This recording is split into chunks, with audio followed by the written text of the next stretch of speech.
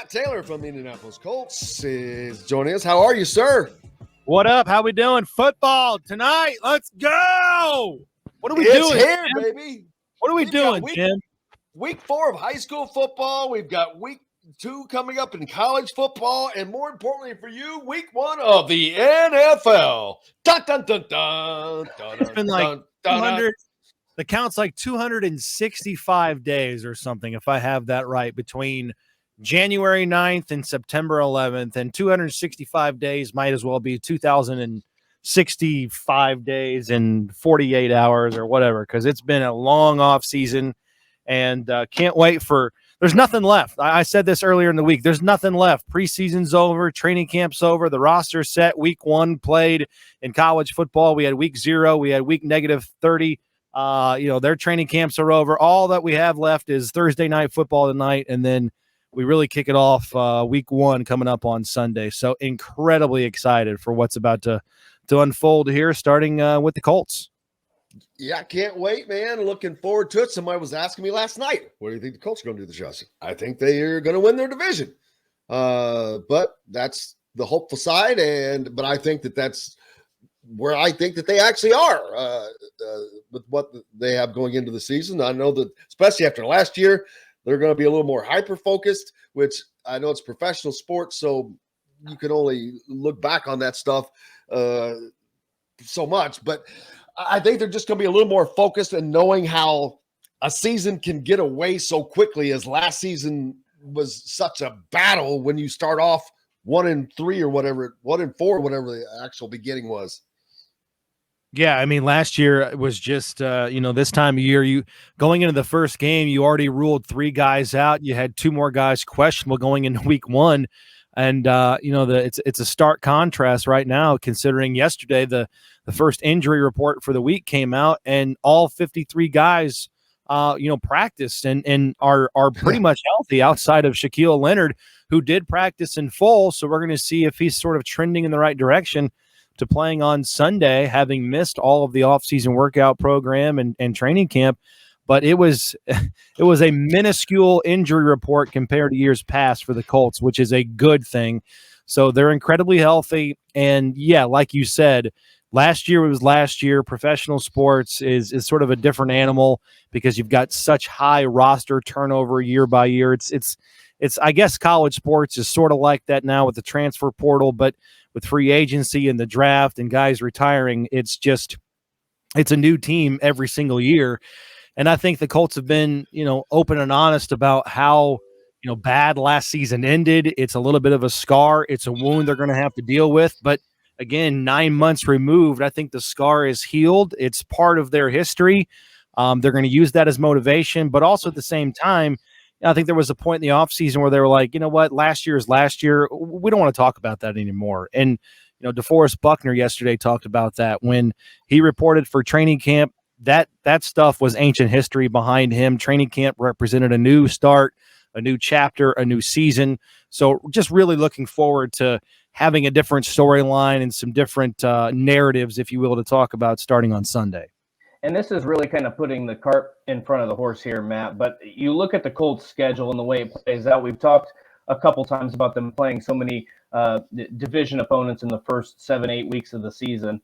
But I look at the first 2 games, and I think the way this kind of sets up for the Colts, considering how last year started, I think that this is a positive schedule from a fan's perspective. You go on the road against the Texans. You go on the road against the Jaguars, not 2 of the most intimidating teams or environments. And then you get Kansas City at home, you get the Titans at home. So I feel like this season they can generate a little momentum. And then when you get home, you get that a big time opponent, but you got that extra juice because it's going to be your first home game in that Kansas City game. Like I like how the first 3 or 4 games, they're crucially important. I like how the first 4 games of this schedule really sets up for the Colts, having a road test, division opponents, and then you get the juice of the home game against 2 really good teams in Kansas City and Tennessee.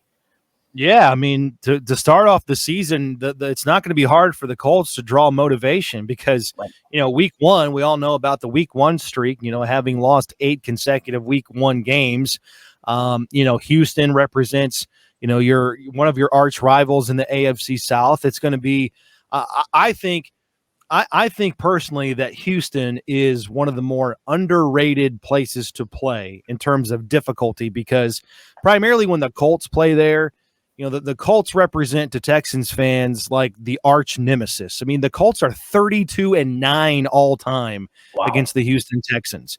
So those fans freaking hate the Colts. It's like when the Patriots or the Steelers come in to play Indianapolis at Lucas Oil Stadium. It just brings out a different kind of emotion.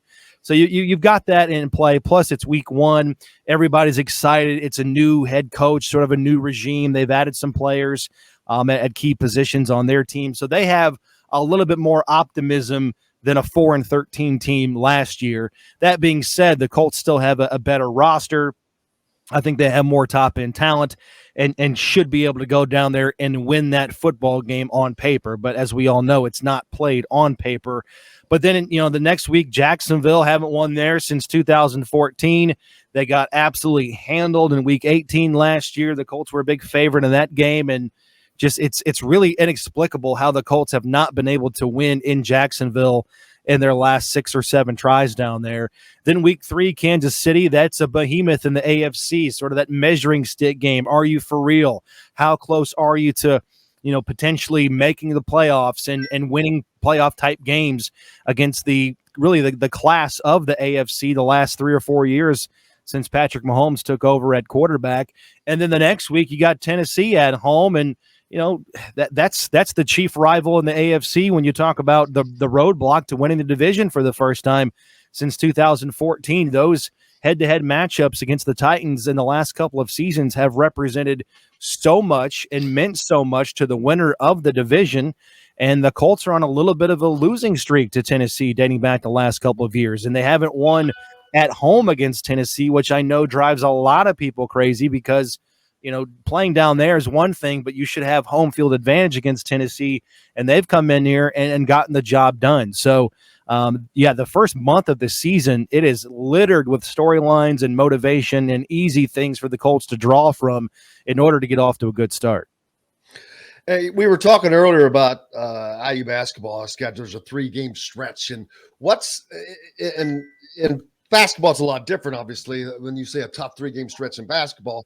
Big difference between a top 3-game stretch in football because the season there's such much more compact. But for the NFL season, what is the Colts' biggest 3-game stretch, do you think, on the schedule this year as far as weight, importance? I know it's without the season having started and certain games being won or lost right now, may be more difficult to pick that out at the moment. But if something does, is there something that jumps out that this will be a really important stretch? Yeah, I think it starts early in the season. We just kind of talked about it a little bit. Weeks 3, 4, and 5, Kansas City, Tennessee, and then at Denver. And those are 3 teams that I think have a huge chance to make the playoffs. Obviously, Kansas City, Tennessee speaks for itself because they've won the division each of the last 2 years. Last year, they were the top seed in the AFC. And then at Denver on a short week, that's a Thursday night game. So that's a really tough 3-game stretch. 2 of those games are at home, thankfully, but then you have to go to Denver on a short week, play Russell Wilson and the Denver Broncos, who I think are going to be very good this season. I think they're a playoff contender. I think they're a contender in the AFC West, which is really saying something considering how difficult that division is going to be this season. So that's sort of the one early in the season. Later in the season, or maybe towards the middle of the season, you go at New England, at Las Vegas, Philadelphia, Pittsburgh. That's a 5-game stretch. 3 of those games are at home, but those are a lot of playoff teams. New England, I think, is going to be good this season. I think the Raiders are going to be really good as well. They're going to be in that wild card hunt again in the AFC West with Denver, like I just mentioned. And then Philadelphia is, I think, a really good team in the NFC, and that's going to be a really intriguing matchup. You got Frank Reich, you got Nick Sirianni, the old offensive coordinator for the Colts, now the head coach with the Eagles. That's a difficult stretch. And then maybe if you take it, a couple of weeks out further than that, Pittsburgh and then at Dallas before you play the bye, and it's the latest bye in the NFL for the 2nd consecutive season for the Colts. It does not come until early December. So that's why it's so imperative for the Colts to get off to a good start. Dustin mentioned it earlier. I mean, you've got 5 of your first 7 against the division. If you don't get off to a good start, there's not a lot of, wiggle room later in the season to make up ground within the division with those head-to-head matchups, because from Halloween on, you only play one AFC South game. That's against the Houston Texans. That does not come until literally the last game of the season. So get off to a good start this year. Allow yourself some wiggle room, if you will, some breathing room, so that it's not so gosh darn stressful towards the end of the season, where all of these weighted games. Last year it was, as you said, Jim, 1-4. In 2018 it was 1-5. You just don't give yourself a lot of margin for error down the stretch. All of these games are hugely important, don't get me wrong, but it would be nice to go into a week 17 or 18 game knowing that you're already in playoffs, instead of needing to win and need one or two other things to happen in order for you to kind of punch your ticket to either win division or as a wild card. Really interesting schedule for the Colts, but I think the first 4 games, man, there's just storylines everywhere. 2 on the road, 2 at home. I like the way it kind of shapes out for the Colts. And then you got to take care of your body, because you think about it, you go from the start of training camp in late July until early December, you're really not going to get an extended period of time off. So these guys have to take care of themselves. They are so far, but the grind, it started this week. Well, look for Ozzy Osbourne tonight performing at halftime of the Rams game, baby. Is that right? I didn't know that. That's awesome. Well, that's according to one of the listeners, so hopefully that's true. One of the questions I was going to ask Matt, heading into this first game, I think the biggest question I still have, and the thing I'm probably going to keep my eye on, is the passing attack, and not so much from the Matt Ryan perspective, but more so who's going to step up at the wide receiver position, who's going to provide. Are the Colts going to have some options, and they don't have to hand it off to Jonathan Taylor and rely on him to rush for 2,000 yards again, to get some wins? What heading into this first game are you most looking forward to, or what are you most interested to see on the field on Sunday?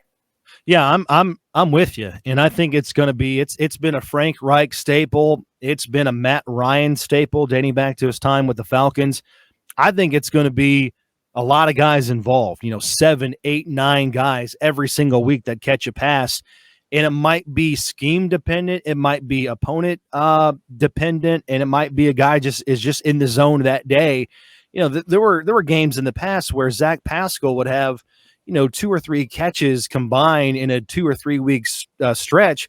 And then all of a sudden he'd play, the Texans that's a good example. He'd play the Texans and go for 6 for 90 and 2 touchdowns. Right. It's just it just depends on the game itself that day and the matchups and the scheme.